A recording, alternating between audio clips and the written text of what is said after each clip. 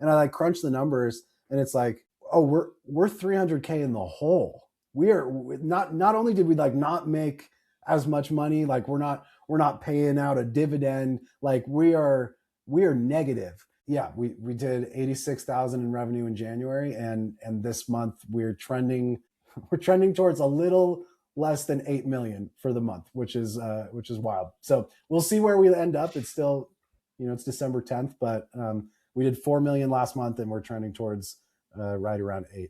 So damn. I have a team member who's now like our head of content. I'm actually going to be putting out a few more vlogs and stuff. So I'll be nice. getting Jacob actually lives now here in Madrid. So we'll get like eCom entrepreneurs go to who are at the same level, by the way, like just two equal footing eCom entrepreneurs, the same level. And it'll be like, it'll be us going to the Bernabeu and doing some shit. So we actually went to a Real Madrid game on Sunday together, which was pretty cool. That's sweet. That's so awesome. Yeah, maybe we'll get you over if you visit Madrid, but that could be. I would love to come. Yeah, sometime maybe in Q1 or something. Always trying to escape the cold here in Utah.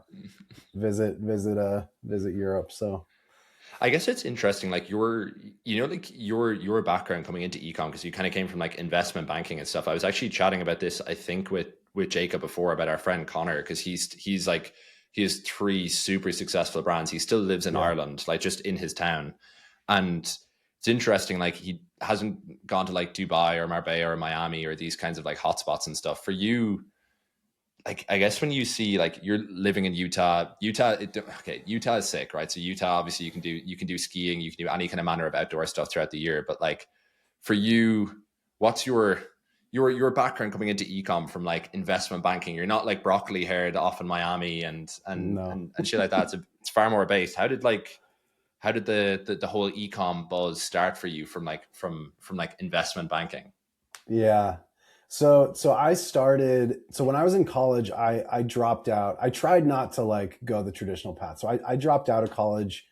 And this was like 2015, and me and my 2 best friends started a tech company. And like that was like the thing that because I grew up in Silicon Valley, I grew up in California, and like that's like the entrepreneurship that I knew. It was like it wasn't ecom, it wasn't it wasn't any of the stuff that I'm currently in. It was like, huge investment. Yeah, exactly. Venture capital, like that's like the world that I knew. And so I had interned at Andreessen Horowitz, and then like went back to school and like dropped out the next year, and like this, so like that was the path that I was wanting to go down.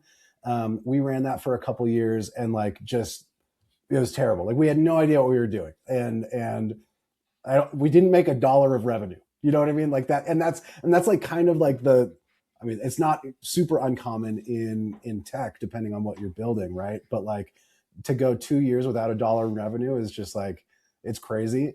Thinking back on it, it felt like the way you were supposed to do it back then, where it was just like, yeah, like Instagram didn't make money until, they sold or whatever, you know what I mean? So like that was kind of the mindset. But yeah, and anyway, like it didn't end up working out. Went back to school, kind of like tail between my legs. And I was like, well, like, okay, maybe entrepreneurship isn't for me. Like maybe that's not what I'm cut out to do. And so I had a bunch of friends who were doing the more like traditional finance investment banking track. So I was like, okay, like. Roughly what time is this? Like roughly what year are we talking here? 2017. Okay. So, and at this point, and it was like funny because I'm a little bit older in the ecom game. I was old in the investment banking game too, because like I did a 2-year Mormon mission. I did 2-year dropping out of college to do this startup. And so I'm like 4 years behind everyone. There's all these like 19-year-old kids going into these investment banking internships, and I'm there like this old head. And anyway, so like I went down that path. I was like, maybe I do investment banking for a couple years, and then do something in investing, whether that's like hedge fund, private equity, VC. I didn't have like a great idea, but like I loved like reading about those guys. I loved reading about these guys that ran hedge funds. Like I would read their annual letters, and I was just like, this is so cool. And I like loved the idea of it so much. And I loved watching Billions and Mm. and stuff like that. Turns out I loved the idea of it. I hated the actual work. I wouldn't actually sit down and read a 10K or a 10Q because that's like boring. I liked reading about these guys that like did that work, but the actual work, couldn't get myself to do it. So anyway, so I did a year in banking. COVID hit, and like we bounced. I was in New York, like Wall Street, that whole thing. COVID hit. We left New York, went to California for that time. And at that time, I was just like, oh, I'm like so done with this. So I jumped to a small real estate private equity fund. I was like, maybe this is the path. Did that, and I was like so bored. I was like, I can't do this. And so I was uh and in that job, I was half of the day was like at my computer modeling, Excel, all of that. The other half was like on job sites trying to like, they would like GC their own developments. It was all office buildings. This is like height of COVID. Nothing's happening, like nothing's trading, and I'm Mm. there like managing job sites. And I was just like, what am I doing? How did I end up here? This is like not at all what I thought I was going to be doing.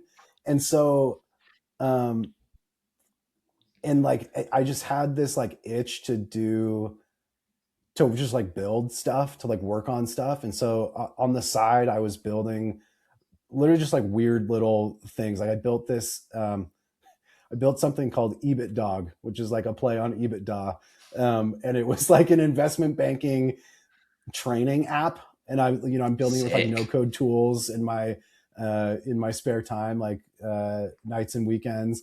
Um, and got that up and running. And it was just like, man, I love this so much more than what I do during the day. And it was like, okay, if I'm doing this in my free time, I should just do this in my day job. Like I should just be building stuff. But again, like this wasn't ecom. Like it wasn't like that wasn't even on my radar. I wish it were, because like this was like when ecom was, this was like 2020, and it was like Mm. before iOS 14. Like I never experienced pre iOS 14 Facebook ads, like the heyday COVID, all of that. I didn't experience any of that. So um, then I reconnected with a buddy of mine who actually he started a tech company around the same time that I did. Um, and he was like, hey, like I've got this company. It's not really doing anything right now. I need someone to run it. And I was like, this is maybe just like the opportunity, or like the excuse I need to get out of California, move to Utah, um, get out of finance, get out of like this path that I'm on, and like get back into to building. And so yeah, left that, moved to Utah, and like joined as a co-founder. Um, and yeah, again, still not ecom. So it was a service company. We like pivoted the brand a couple times. Um, and then it was like, it wasn't working. We were like 18 months, 2 years into it. And it was like, we had done 30 grand in revenue. And I was like, okay, I need to pivot this. I had been following all the ecom guys on Twitter, and I was like, if we can pivot this into like an ecom play, I think it'll work. And I also think I'll just like enjoy it more. Like that, what's happening over there looks a lot more fun than what I'm doing. And that was like beginning of 2023. We launched our first physical product, and like got on Shopify and started making Facebook ads. And at first we didn't have the physical product. It was just like a render or like a sample. And so like made a couple ads with that, ran traffic to a Shopify PDP, um, got a few sales. And in the first 3 days, it was like break even. And I was like, that's all I need to see. Let's go all in on this. You're like And hooked exactly. right from the And beginning. I totally. mean, like before, like you're going into like the growth of the brand. I love speaking to people who've actually lived like proper. proper life before going into ecom, I think they can kind of like appreciate it a bit more. I think like for you, how much like when you were in finance, how much of it was like boredom? How much of it was like the intensity and like the workload? Because I know like the Yeah. hours there are pretty famous, especially in New York of all places. And then Yeah. like how much is like the path dependence of you having to be in like either New York or San Fran, and like you can't live in Utah. Sure. Yeah. Like the finance life, yeah. What was that like for someone who's probably didn't even know he was a builder at the core, like before Yeah. getting into it? Yeah. I was lost. I was lost, a lost builder.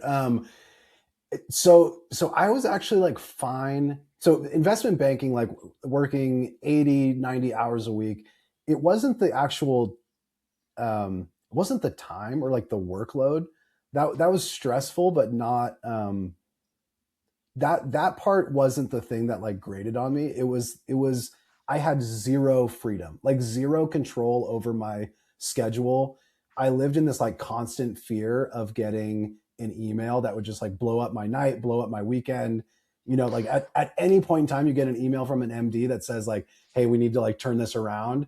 And like you're at the office till 3 a.m. or like you have no weekend. And it's just like the and again, it's like not even just like the being there at 3 a.m. It's just like the not knowing. You can't make any plans. You can't travel. You can't do anything. We did like one weekend trip, like a day trip from New York to Boston. I was just like stressed the whole time. I took my laptop with me and just like, uh, it was just like no way to live. I had never really experienced anxiety in my life, but that looking back on it, I was like, I think I had anxiety, because it was just this never ending like thing looming over me that like at any point in time I could just like get some insane project or deal dropped on my lap. And the other thing is like most of it is just like BS, dude. Like that was the other thing. It was like it'd be one thing if these were live deals. A lot of times they were just pitches that the company, there's no way the company was going to do it. We were covering consumer retail brands, and like, that my MD was pitching some stupid flooring business to Party City, or like, what I mean? Like, just like, what are we doing here? Like, just like something insane. And yet like we're like cranking on it, to make sure that we could put together this very important pitch. So that to me was the part of it that in banking specifically. Then I went to the real estate PE shop, and this was like, again, this was like very chill compared to investment banking. I had control over my schedule. I was tied to uh, the Bay Area, which is where I was at the time, location wise, and that I started to feel that of like, oh, I wish like if I go down this path, and like I'm kind of stuck here because like we have our, if I get carry in a deal, like I'm a part owner in this in this building, and like that building doesn't move, right? That building's there. And it's like, okay, how deep do I want to put my roots here? And my family's all there. Like that's, I probably could have put roots down there, um but yeah, just the idea that like we're going to be stuck there. And like I remember one time we traveled for, I think, Thanksgiving to go see my in-laws, and like my boss was mad at me because he was like, you're supposed to be here, like we've got these jobs. And I was just like, like I really am I going to be like feeling guilty that I'm seeing my in-laws for a few days over the holidays? And it's just I guess both of those kind of made me realize that freedom, money is great, and like that's part of the fun of entrepreneurship, is like kind of chasing these like monetary goals. For me, the freedom is by far the biggest benefit to working for yourself. Like I can't imagine going back. 100%. I mean, as we go into like the brand, this is the reason why I like chat. One of the reasons why it's cool, like probably chatting to you as well about this, is like probably like some of the kids who like just like start like cranking on a brand when they're pretty young. It's like I almost wonder, does it probably feels better for you because you actually know what some of the alternatives are like. I feel like probably some of Totally. these, bro, I've one client actually who's like 20 and is like ripping with a brand currently. And I'm like, man, like your perception of the world is just like so different to mine. Like, it's just, you, you, 100%. you, you just know like tier one lifestyle. You probably some of their concerns probably seem bigger to them, where I'm like, man, if like this small concern I have is that's my biggest concern in this day, it's a good day. It's a good day. At least it's not like, Absolutely. at least I'm not stocking like the fruit and veg aisle in Tesco anymore, you know? So Yes. I'm pretty happy, man. Yes, Um, absolutely. It could be so much worse. So much worse in any direction, whether that's like, yeah, you're working minimum wage jobs, you're bagging groceries, whatever it is, or you're like grinding this 9 to 5 that you hate. Like that, I don't wish that on my worst enemy. Like it's just not. And some people love it, and that's like great for them. It was not the path for me. for sure. But you go into the brand, bro. I remember I messaged you. So we got chatting on Twitter actually off of a podcast that I did, and you had a very kind message saying you enjoyed the podcast, which I was very pleased to hear. Shout out Jacob. Shout out Jacob for sure. I was like, bro, like I'd love to chat because I'd seen your interview with another Spencer. And I was like, bro, I really enjoyed that. And really enjoyed hearing about your story. Anyways, we get to kind of book in this chat, and I saw your email. So I look up the brand and I'm like, holy shit, this is so cool. I've bought, I think, 3 times since. I'll have to check. Yeah. But from the store, so we start with like the product render, right? And like you get a couple of sales, you're like, cool, this is all I need to see. I'm good to go. The kind of like whimsical things you'd probably built in the past, like EBIT dog, for example, potentially like a little bit of like kind of something showed something to come a little bit, perhaps in terms of the things you like building. But like from when you started with the product render, very unique products again. So we won't say what the products are, but I bought 3 times. I've bought them as like gifts for everyone. Anyone who's like who I know might be watching the podcast, drop me a message if you're a cool guy, cool gal. We'll like, you know, we'll drop the URL. I guarantee you'll go and purchase. But like from this point on, we're talking like month 1 or like month 2, you guys get a couple of sales and you're like, yeah, all I need to see. Yeah. What are the first months like, and where are we chronologically now? This is like Yep. 2023. This is 2023. Yeah. So basically from there, it's I think this is March of 23. And yeah, we get a couple sales. I basically email all those people like, hey, we're out of stock. I'll give you, I'll refund half your money if you're willing to wait a couple months, probably, or maybe it was 8 weeks or something like that, to get that first PO, or like happy to give you a full refund. And everyone was super cool. And that that was like a big unlock for me of just like, you can just do things. Like you can just like sell a product that you don't have yet, and like it's not the end of the world. Like it's not, people aren't gonna come burn down your house if they can't get the product now. You just send them an email and they understand.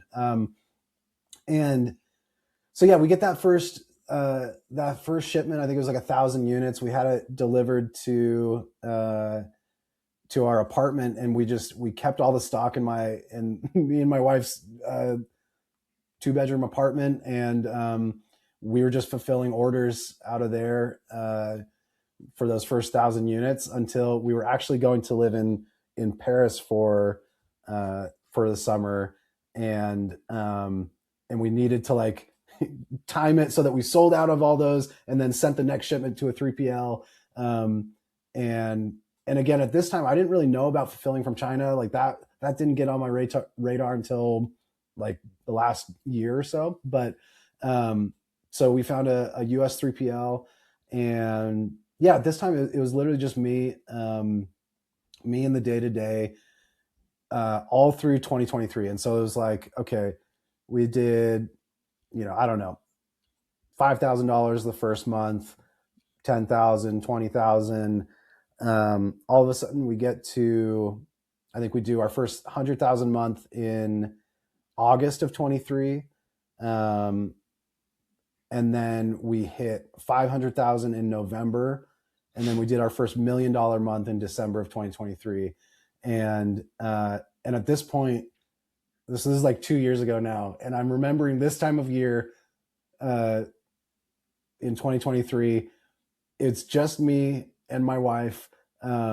She is pregnant at the time, and it's like first trimester. She's like super sick. She was like helping me answer customer service tickets, and she's like, I can't do it. And so like I'm like working all day, and then like crawling into bed and answering customer service tickets myself for like 4 hours, until 2 a.m. during this time. And I was like, okay, I need to hire a customer service rep. that didn't happen till January, but yeah, it was just like crazy. That was like insane, super insane trajectory. And I was like, okay, uh, everything felt, it was just like up and to the right. And I was like, okay, like this is never going to end. Like we're just crushing it. So from the beginning, you probably got some pretty big things right. Like, what do you do? Did you have like did you kind of already learn a little bit how to get the creatives working, or like, yeah, how did I think I had like a what did you guys get right? decent, yeah. I think product market fit was there. So like the product hit pretty immediately. And I think we had a decent idea of how to position it. From a creative standpoint, like looking back, like our ads weren't amazing, but I think I think I have like at least a decent talent for creative and attention. Like I understand that to some degree. You know, I'm not an expert, and I especially wasn't back then. But it was like, okay, I think if we do this, and like we were looking at, you know, other inspiration from other brands, and that's honestly where it first started, was, you know, reverse engineering winning ads, which I still, you know, we still do today, which I think is such a powerful thing, where it's like, okay, this ad is like clearly working for this brand. How can we deconstruct that? How can we reverse engineer it? What about this is working, and how do we apply it to our brand, right? It's not like a straight rip. It's not a, you know, just like copy and paste. It's like teaching yourself to understand, this is what good looks like. Why is that good? And then how can I apply that to my brand? And like, did it work? Or why, if it didn't, why not? What was different here? How can we make it better? And if it did work, it's like, okay, now we're seeing like two examples of like, it worked for this brand, worked for our brand. This formula must work, right? Speaking to a noob like me, if you're speaking to a noob like me, how would you go about doing that? Right now, like the best way I would say is like, you go onto Kalo data or daily virals and look at what is working for TikTok shop brands. Like, what are the top selling TikTok shop videos? And those are just master classes. They are absolute master classes. In one, just like sales psychology, like I think they do such a good job of like, one, making you feel they're incredibly relatable generally, right? You know, usually it's someone just talking to the camera. It looks like some, you know, your friend or neighbor or whatever. But the scripts they use are very, oftentimes they're like very sophisticated direct response scripts that it's just being delivered by a mom in Oklahoma, right? Like, it's like instead of, you know, whoever Ogilvy in his office in New York or whatever it is. But like, they just get it. They get it. And so I would, and you'll see patterns on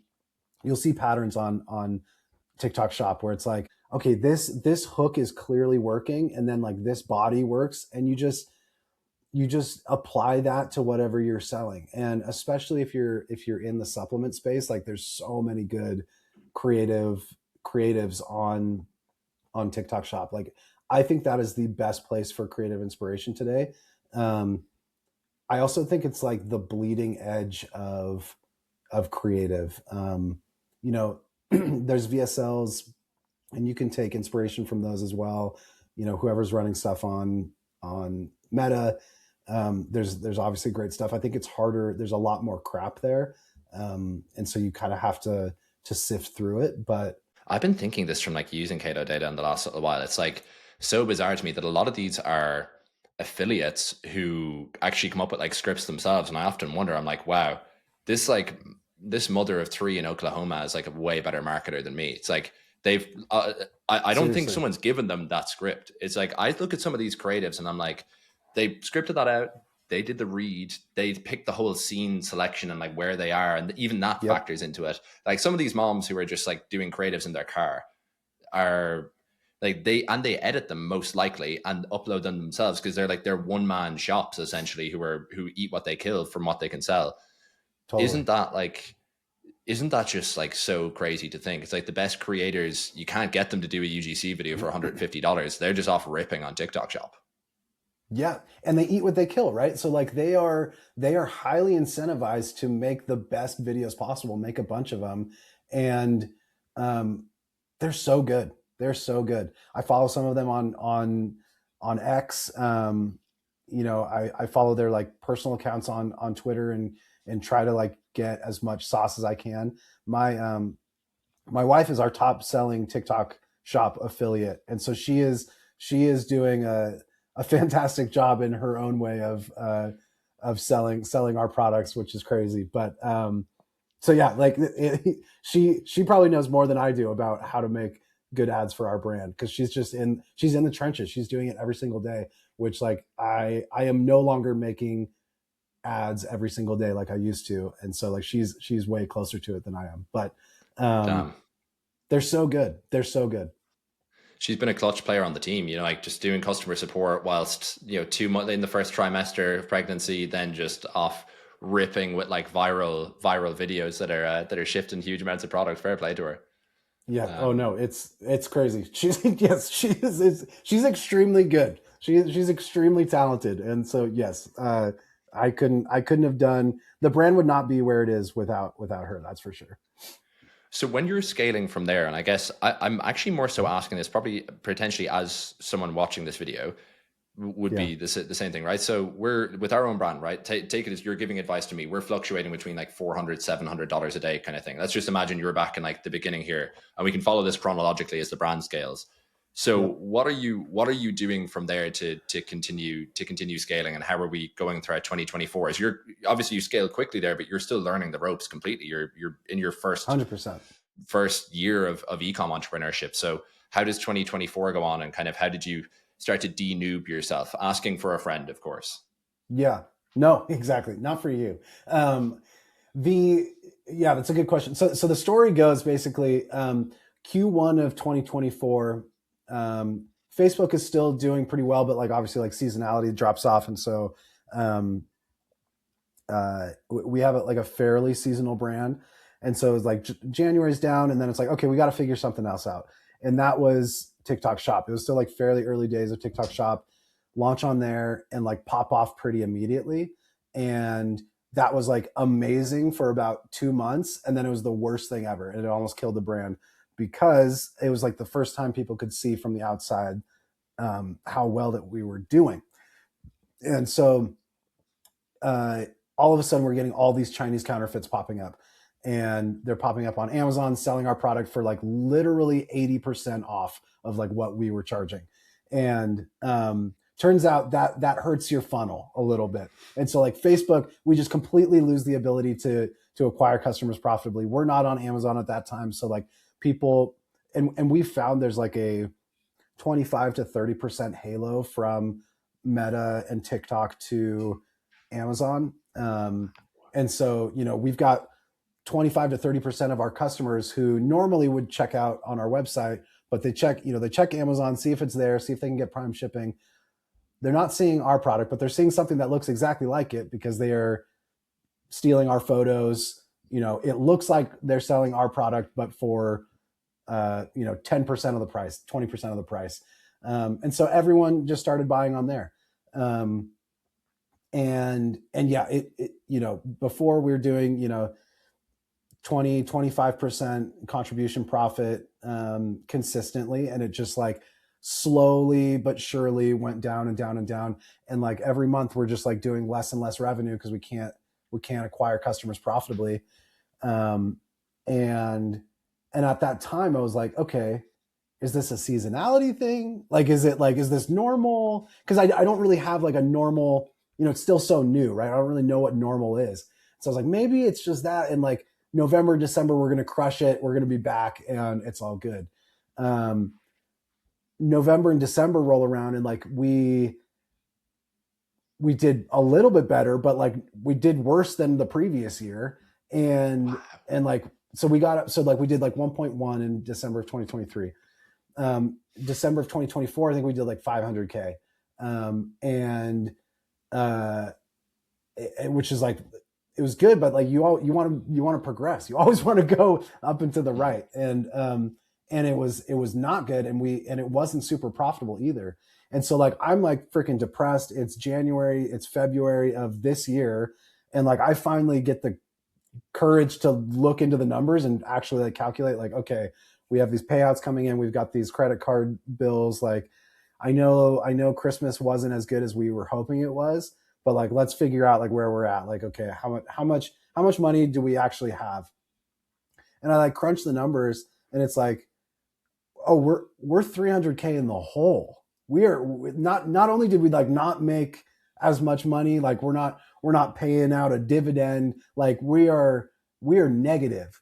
And like we've got this, yeah. So like it was like, oh my goodness. And so I remember shooting a WhatsApp message to my business partner. I'm like, I think we're cooked. Like I think this is it. Because at this time, like nothing's working, right? Like it's not like, sure, we're in 300K in the hole, but like 300K in debt, but like things are working and there's like a path here. It was like ads aren't working. We're losing money every day. We're losing money on a contribution basis. And so we're definitely losing money net. Right. And so, and around that time, I had tried to do this before, but around that time I was like, I needed to bring on a creative strategist because at this point, what I found is like, okay, when I'm making Facebook ads do well. When I'm making TikTok shop videos, TikTok shop does well.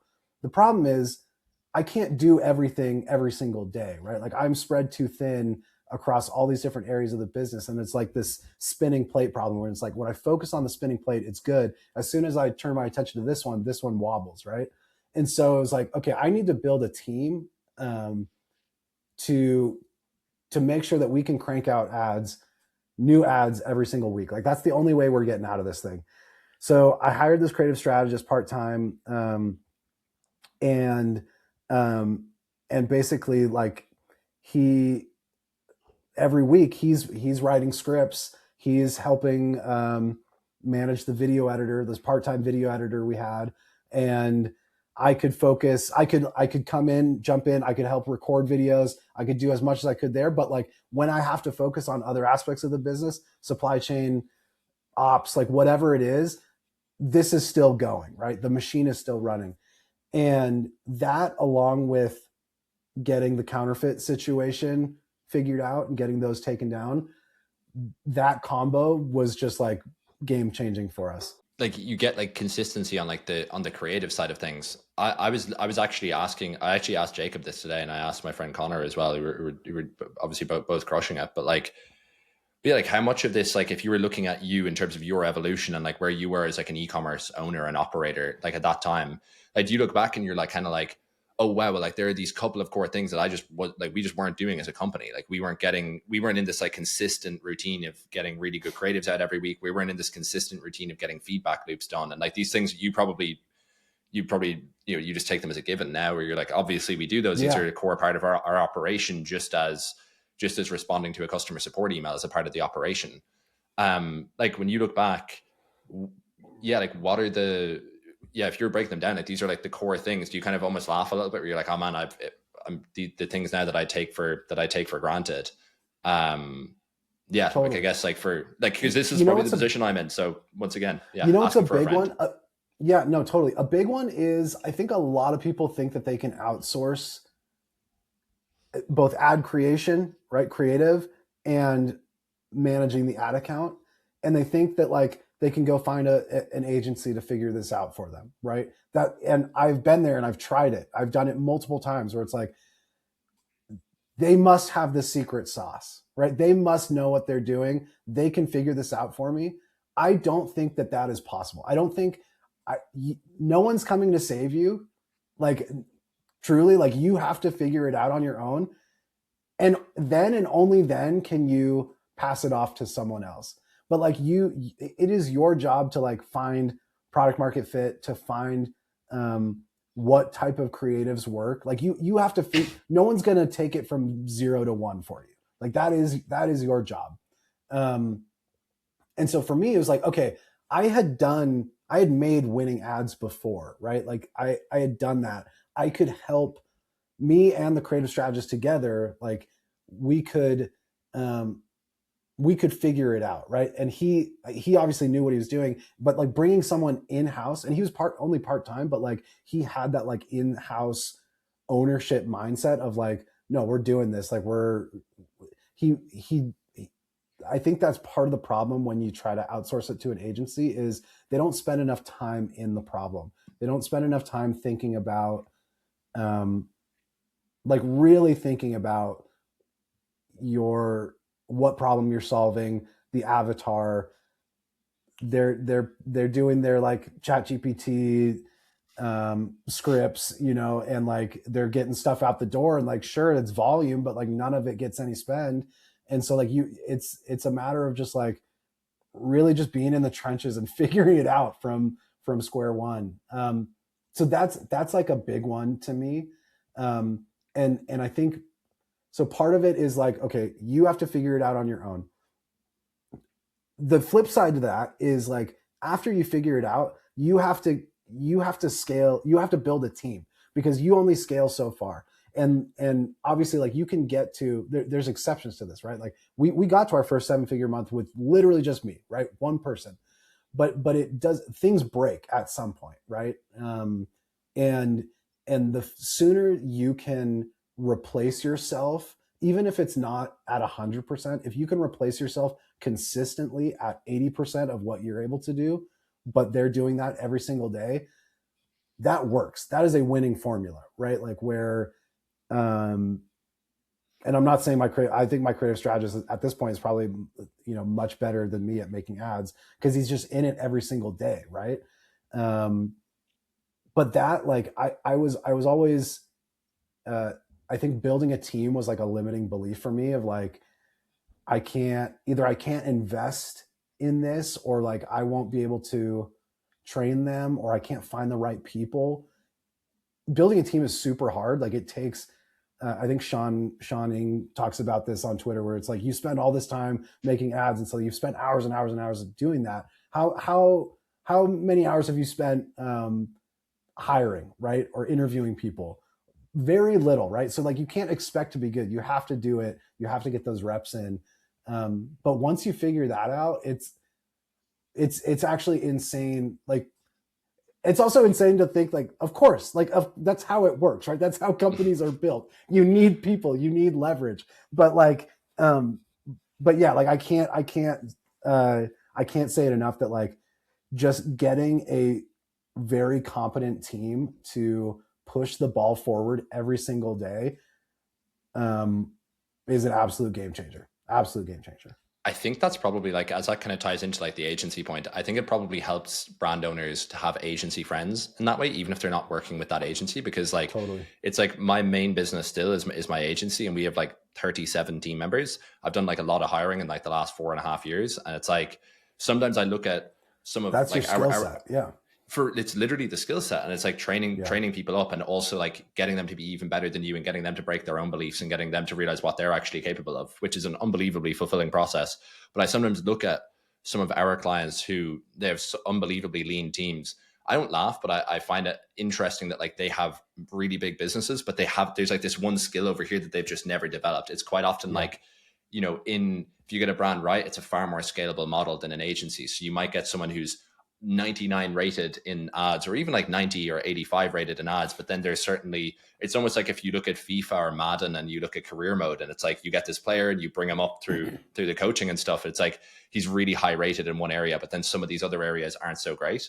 It's kind of like, I think for a lot of brand owners listening, I think it helps to have agency friends and just like genuinely quiz them and be like, bro, how do you hire? Where do you find people? How do you train them? And how do you filter so you don't spend too much of your time on the process, which is a massive one, because it's when you're in a big hiring round, it can just take up so much of your time. Totally. So I think yeah, like for you guys, I think it's some of the jealousy I've had for towards some of our clients. It's like, damn, it's like you creative strategist, you've probably got like kind of one general all-rounder who helps with a lot of like integrations and like just a lot of like pains in the ass kind of thing, and then you'll have obviously your customer support team. But I mean, dude, like, and you've seen it and you've lived it. It's like you see people doing like over $1 million a month in their core team, outside of customer service. I'm not saying they're not part of the team, but I'm saying the team that they interact with every day and like the engine of growing the business, it's like them and 2 people. And you're like, damn, it's like maybe 3, right? So you have like strategist, video editor, and a designer, and then like a general helper, we'll say. Sure. And it's a crazy model for that, but still it makes those hires way more important. It makes it like that, like the quality of that creative strategist is everything. Like in ecom, you don't need more, you need better. 100%. No, that's exactly right. And I would say, to your point of like, this is a muscle that you build, and this is like a skill set that you have to build. Hiring is like multiple things, right? It's finding the right people. It's training them. It's setting the vision. It's like all of that stuff. And I'm definitely not an expert in it now. In training is probably the thing that I'm weakest in, where it's like, and the way I shortcut that is I go out and I find people at 9-figure brands or at agencies that do good work, and I bring them in because they don't need training, or they need like minimal training, or like they already know how to do the job, right? I don't need to train them up from nothing, or from beginner level to expert. So there's ways that you can kind of play to your strengths, or cover your weaknesses in that way. But yeah, like it is building a team is just, there's a reason why it is a form of leverage. Like it is really leverage, right? On your time, on your capital. That's how business works. And so like I always laugh when people like flex. And I think that there's probably both ways, where it's like, the flex isn't having a massive team, right? Like I think you want to be lean, you want quality over quantity in many different places. But I think the flex of like, it's just me, or it's just me and one VA is also like not the smartest, right? I think you could, that person could probably be doing much more if they learned the skill of team building. I'm going to share some sauce with you, like after this podcast. I'm going to share you Please one do. document that's pretty integral, which will probably the only document you need. I'll show you one more afterwards. Yeah, there'll be 2, but like the first one definitely is very saucy indeed, especially for the kind of roles that you'd be hiring for. Amazing. But dude, like I think one thing there as well that's foundational, and that I asked you about yesterday on WhatsApp, which you very kindly shared with me, and I think it's like the foundation before you go into this, and you have this like legendary run up this year. I mean, like as we saw, I mean, just like pretty insane run up this year, and like the record day, like maybe like a week ago or something like that, is like ruthless honesty with yourself when you went into the numbers, and you're like, you're like, dude, I dive into this, like there's this 300K problem here that we didn't realize. And it's like, I asked you about this yesterday, because I was like, dude, like the reality of being such a noob, I don't know where like the absolute profit is, because in terms of like just at a pulse, obviously I could go in and spend a bit of time calculating it, but I don't want to do that every day. You want to get a pulse on things every day. So like the foundation there is like, seems like you've like this ruthless honesty with yourself. So like, how did you go from like these January numbers to these December numbers? Like how the main sheet that you use, the master sheet, how important is that, I guess? Like the you getting a pulse, like did you just get that implemented at the start of this year, pulling on all the investment banking skills into practice? I had a different form of that tracker that I used in the past, and I kind of let it slide at the end of last year, because like the number was bad every day, and I was like, what's the freaking point, nothing was working, and so it was kind of more depressing to look at it. But yeah, so this is what I call my performance tracker, and every day I pull in all the numbers that go in there, revenue numbers, ad spend. We bring in all of our fulfillment costs, and basically the number that I run the business on is contribution profit. And again, my business doesn't have a ton of LTV, and so I'm looking for first order profitability. If you run a subscription brand, this is like less relevant, because you might either break even or lose money on first purchase, and you've got cohorts of returning customers. For me, I need that number to be green every single day, or else we have to close up shop, right? So So yeah, it's something that I could outsource to a VA or to someone else on my team, because there is some like manual plugging in of numbers, grabbing. Some of it is just like refreshing Data Slayer or Supermetrics every day, and I do that manually. I don't have it on a automatic pull, and the reason is because I want to go in there and I want to like really have a pulse on the numbers. And it's just been a game changer. Like I can see, and you saw, I kind of scrolled through the in the Loom explanation, but you see the beginning of the year and it's like red. We're losing money on a contribution basis in January. We did, I think, 86,000 in revenue. I think on the month we made a little bit money. I think we made $800 of contribution profit in January. And then, every month my goal is just like, how do we get that number bigger? And contribution profit is the number. And it's like, I'm less concerned with the actual percentage, the margin percentage, more just like absolute dollars.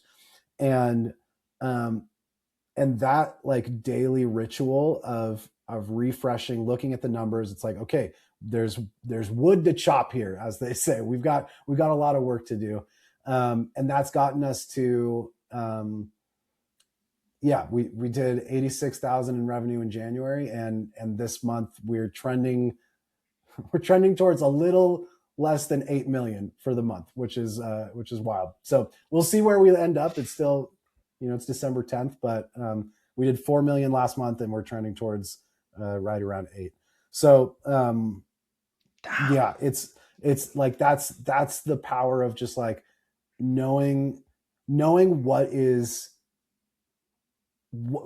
are those key numbers, and making sure that you are optimizing towards that key number for you. For another brand, that might be returning customer revenue, right? Like that might be their number. For us, it's just daily contribution profit, and how do we increase that every single day? Damn, that is, bro, that's legit inspiring. Like I'll have to do some like from 300K in debt to 300K a day, or some some crazy YouTube title or something like that. That's right. We'll have to figure that out. We'll get like wolf emoji on the thumbnail and everything, But no, Perfect.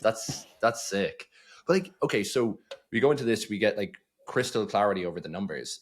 For you, how did that affect even like your own behavior, but then also like how you guys oriented yourselves as an organization? Like how did that, you get crystal clarity every day, obviously what gets measured gets managed. That?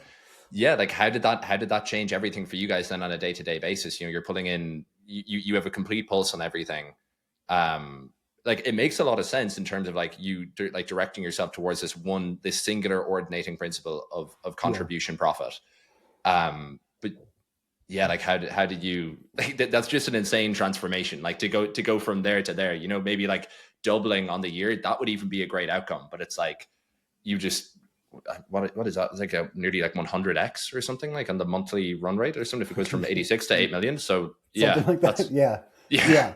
And again, there's some season, we're benefiting from some seasonality here, but yeah, I'd say like one thing is, if I'm just looking at Meta, at my dashboard, if I'm in ads manager, right? Like our ROAS doesn't look amazing. Sometimes we'll bounce between 1.2, 1.4 in platform, right? And so like in a vacuum, if I'm looking at that, it's like, I'm probably not scaling that, right? Like that's not great in a vacuum. But again, by having my performance tracker, I'm pulling in Shopify data, I'm pulling in our Amazon data, and I can see like, oh, actually, even though we only had like a 1.35 today on Meta, we actually had like a 25% contribution margin, because we had so much contribution margin coming from Amazon. We still made contribution margin on our website, and like that combination, it's like, let's scale this. Let's continue to scale. So it's like kind of that. It's understanding. It's not just like looking at the numbers and like being like, this is good. It's like, how do I actually put this into practice? And scaling back when things are running a little too hot, and it's scaling up when those numbers are looking good, and it's like, okay, we can continue to push this because that margin is there.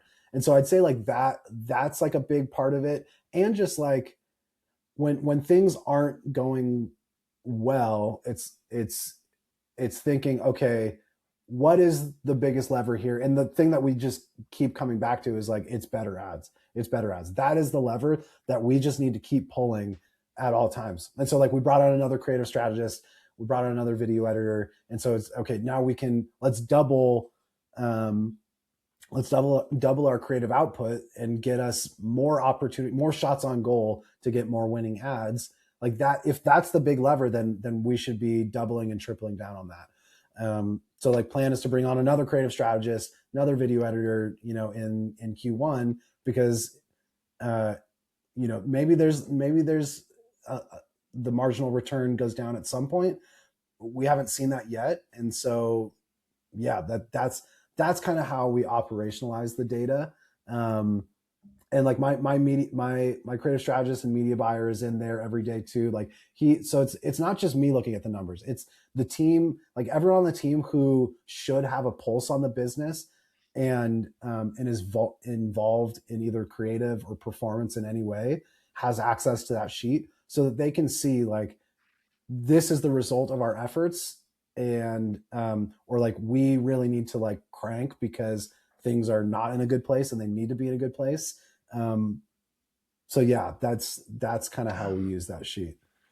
How has production evolved then, like creative wise? Like if you were to get in terms of quantity, like, I mean, when you guys were like there in January, if you were like, even if maybe you don't have like the number off the top of your head, but like you're maybe producing, I know, 5 ads a week or something, and now it's probably 100, something to that degree.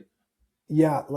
So when it was just me, it was probably, I was making maybe 5 ads a month or something, you know what I mean? Or like maybe 10 ads a month, something like that.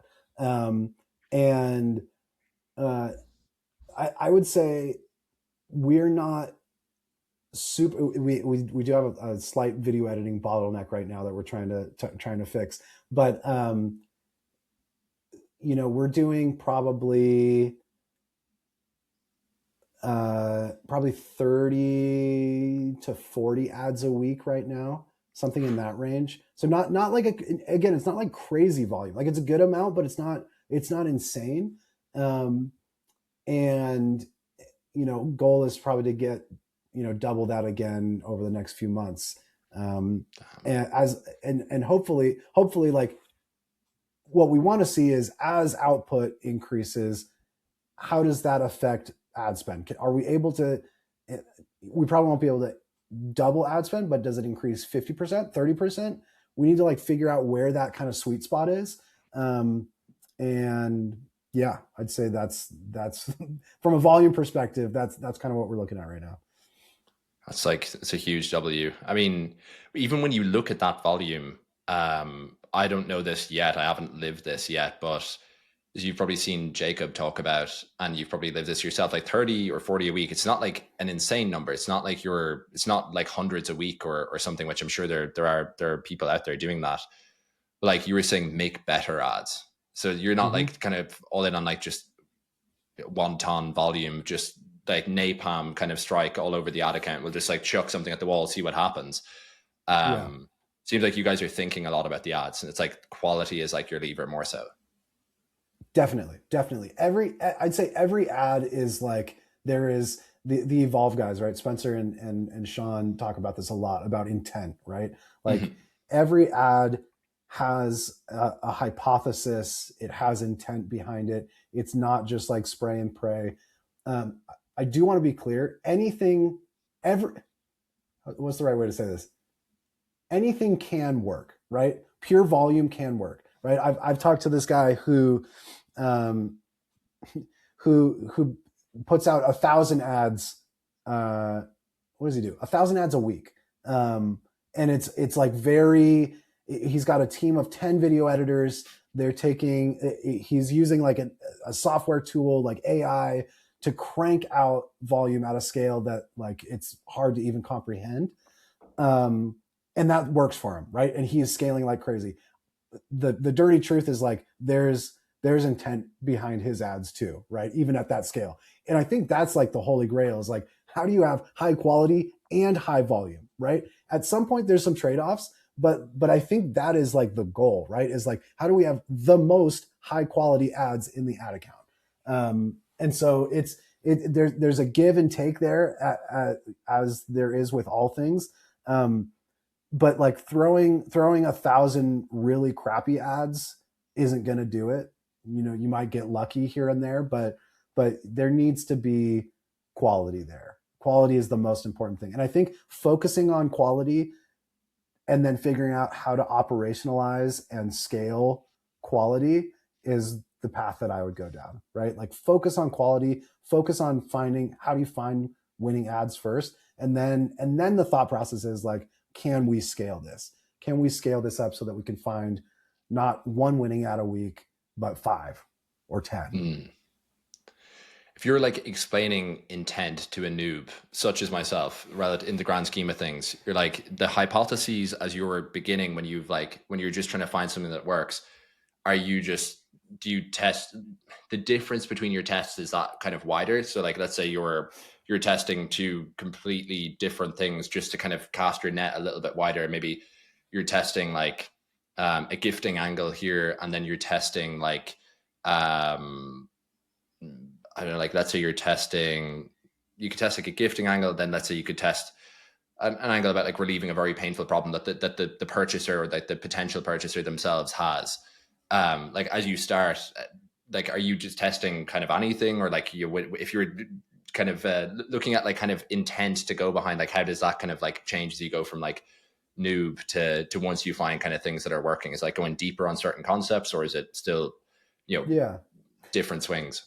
Yeah, I think there's different ways to approach it. I think the important part is like, are you being thoughtful about it, right? And so I think it all starts with research, and that can take very different forms, right? Like there's the like scrolling through Reddit threads and like trying to like find a unique angle that your avatar experiences, or a new avatar, or like going through post-purchase survey data or review data for either your brand or competitors, and like trying to find like, is there something that we haven't hit on that's like either a core fear or desire or belief or whatever, and then how do we take that little nugget of an insight and turn it into a hypothesis around angle, avatar,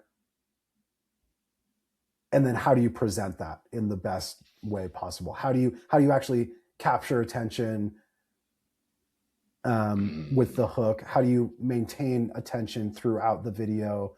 Like there's a lot of pieces to it.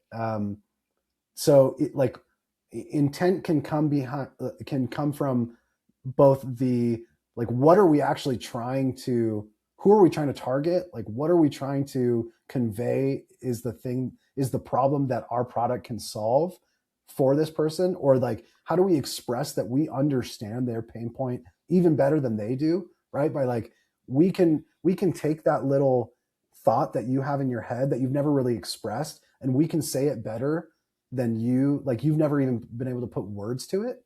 And we can do that. Like if we're able to do that, then, I think Hormozy talks about this, but it's like, if you can explain the problem to your customer better than they can, then they'll buy whatever you're selling, right? They automatically assume that whatever solution you have, because you understand their problem, you must have the solution to it.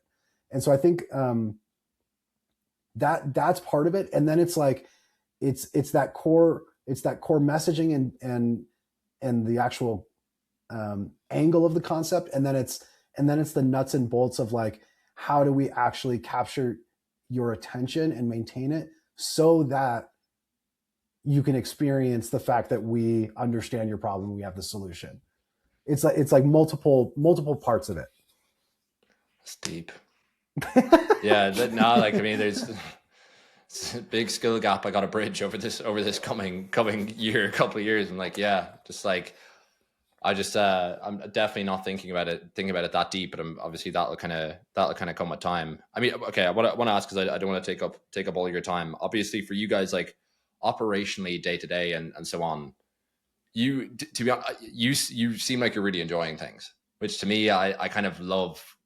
I love hearing, like, once again, go back to like the investment banking chat, like Yeah. you've I think having, kind of having come through all of those different things and like experiencing, 90-hour a week finance life in New York, and obviously doing the same in San Francisco in the Bay Area, and now probably having more of an outdoors kind of lifestyle in Utah, probably getting out skiing and different things like that if you Don't can. you're giving me too much credit on the outdoor. I spend too much time in front of my computer, but yes. It's working. It's working. Whatever you're doing is working, bro. Spend more time behind the computer. But now, like, I mean, for you, yeah, like for you day to day, I mean, yeah, I mean, how much are you enjoying it? Where do you kind of see yourselves bringing it? Like, if you're looking at 2026, don't even know if you're thinking too far ahead, because obviously December is probably, its own fun experience for you guys. Sure.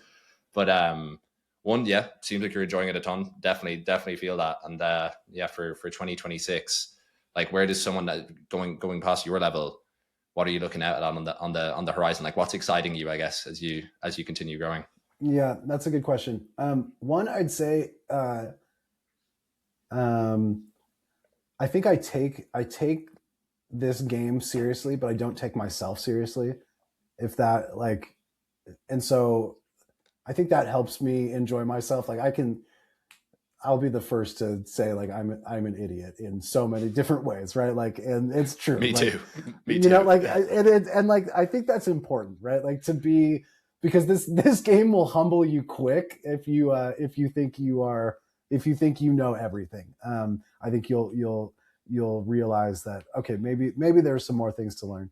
I definitely am enjoying it, and it becomes a lot easier to enjoy when you feel somewhat in control, which I've started to feel over the last 6 months, where I feel like I've started to see the matrix in some way. It's like, okay, I think I get how this whole thing works. I get the formula.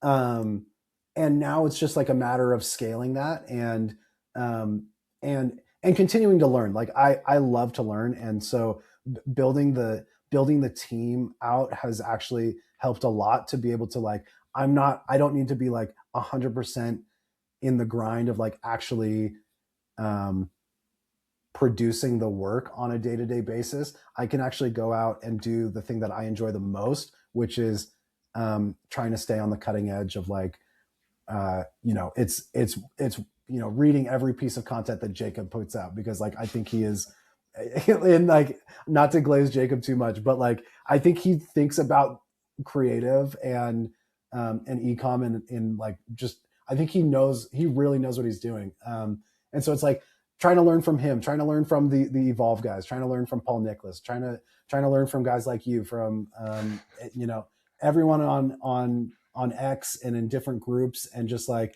okay, take this little bit of sauce and then transfer that to my team so it actually, like, gets put into production, right? You sent me some sauce the other day, or like some Mm, some yeah.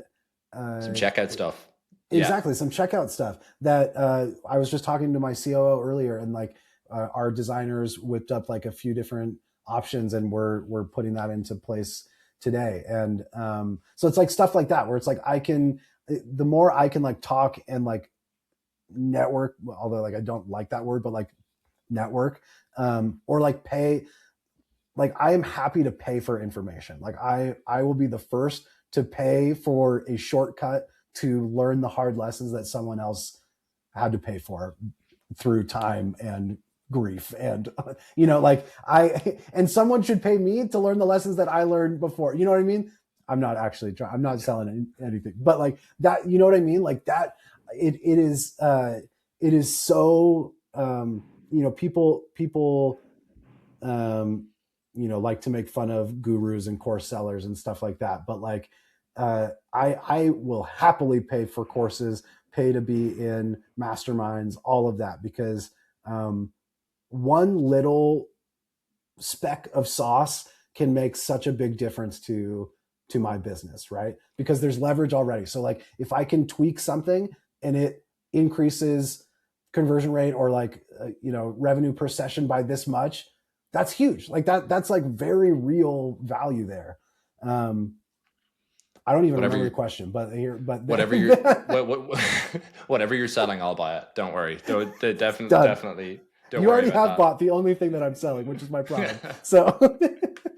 Oh my God, no, but no, that completely answers that. I mean, yeah, 2026, it's at the 9 figures, 100%, without a doubt. We'll see. Unlikely, but I think there's some growth still. That's the thing about e-commerce. I feel like in a lot of e-commerce brands, you have to constantly reinvent yourself, whether that's through new products, through your marketing, and yeah, so like that's the game, is like, how do we continue to stay on the cutting edge? How do we continue to find ways to sell more products to more people in more places? That's the goal. Nice, bro. Well, yeah, the classic podcast question: where should people keep up to date with you? Mainly Twitter, right? Yeah, just on Twitter. I'm on Twitter. I love your handle, by the way. My handle is eCom Rat. So find me at eCom Rat on Twitter. And I go through spurts of posting and not posting, but I'm always there. Hey, Spencer, thank you so much. Massively appreciate it, and hope everyone's enjoyed it. We'll definitely do another one, hopefully in person. We're going to be running an eCom kind of group, like mastermind, no sponsors, no nothing, in Spain over the summer. So if the travel permits, and then I'd love to do one maybe like New York or Miami or something like that. So fun. Yeah, we'll look to run that. No sponsors, private invitation, like the one we ran in London summer 2024, lost like 20 grand on it, but worth it for the vibes. So worth it for the vibes. I love that. Thanks so much, bro. We'll chat to you soon. Thanks, man. Appreciate it.